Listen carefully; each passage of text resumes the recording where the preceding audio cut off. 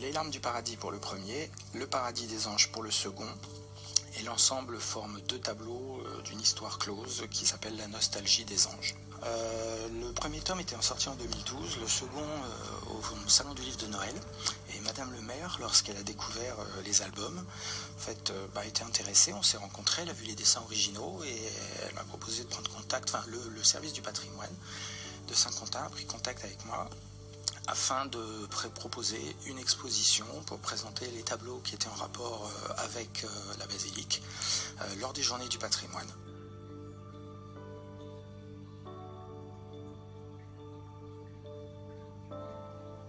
Ils ont sélectionné 25 dessins dans les 2 albums qui ont été reproduits en très grand format et mis en place ici. L'histoire à la base est l'histoire d'amour de 2 anges qui vivent sur la basilique de Saint-Quentin.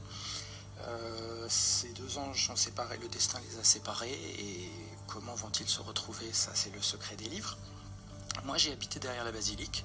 Quand j'ai écrit cette histoire, j'avais le chevet tous les soirs et le coucher du soleil. Comme je connaissais Francis Crépin, qui est l'organiste, entre autres, il m'a gentiment donné les clés et m'a permis de visiter et d'aller sur les hauteurs.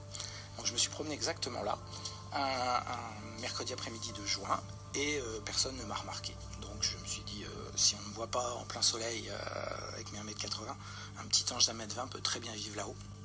Ce qui fait que j'ai décidé d'utiliser la basilique comme décor pour mon histoire. La basilique, vue de où nous nous trouvons, exactement, on est ici, sauf qu'on est sous le niveau du sol, ce qui m'a obligé là à concevoir une perspective qu'on peut difficilement avoir même en photo.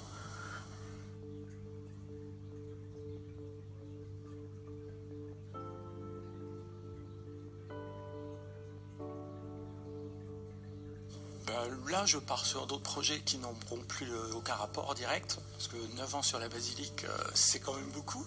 Bon, maintenant, je la connais quand même pas mal, puisque j'ai été amené pour le second tome à la dessiner uniquement, je dirais, de mémoire, parce que malgré tout, je respecte toute l'architecture, et je prends toujours le même plaisir à y venir, ça c'est clair. Mais on part sur d'autres projets. Il y a un moment, les livres étant clos, l'histoire étant close, je crois qu'il faut passer à autre chose.